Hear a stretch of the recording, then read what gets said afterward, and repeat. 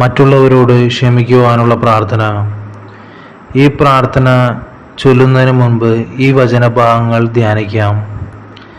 1 യോഹന്നാൻ 1:9 നാം പാപങ്ങൾ ഏറ്റുപറയുന്നുവെങ്കിൽ അവൻ വിശ്വസ്തനും നീതിമാനുമാകയാൽ പാപങ്ങൾ ക്ഷമിക്കുകയും എല്ലാ അനീതികളിലും നിന്ന് നമ്മെ ശുദ്ധീകരിക്കുകയും ചെയ്യും.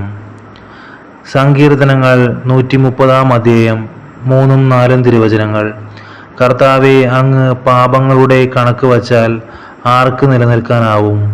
എന്നാൽ അങ്ങ് പാപം പൊറുക്കുന്നവനാണ്. അതുകൊണ്ട് ഞങ്ങൾ അങ്ങയുടെ മുൻപിൽ ഭയഭക്തിയോടെ നിൽക്കുന്നു.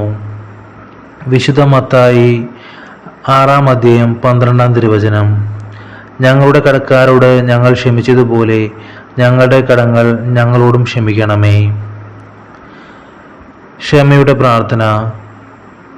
ഈ നിമിഷം ഏതെങ്കിലും വ്യക്തിയോട് ക്ഷമിക്കേണ്ടതുണ്ടെങ്കിൽ ആ വ്യക്തിയെയും വ്യക്തിയുടെ പേരും മനസ്സിൽ കണ്ടുകൊണ്ട് കണ്ണുകൾ അടച്ച് ധ്യാനപൂർവം ഏറ്റുചൊല്ലാം. എന്നിൽ വസിക്കുന്ന ത്രിയേക ദൈവമേ, ഈ വ്യക്തിയെ അങ്ങയുടെ തിരുസന്നിധിയിൽ സമർപ്പിക്കുന്നു. എന്നെയും സമർപ്പിക്കുന്നു. ഈ വ്യക്തിയോട് ഞാൻ പൂർണ്ണമായും ക്ഷമിക്കുന്നു. ഞങ്ങളെ അനുരഞ്ജിപ്പിക്കണമേ.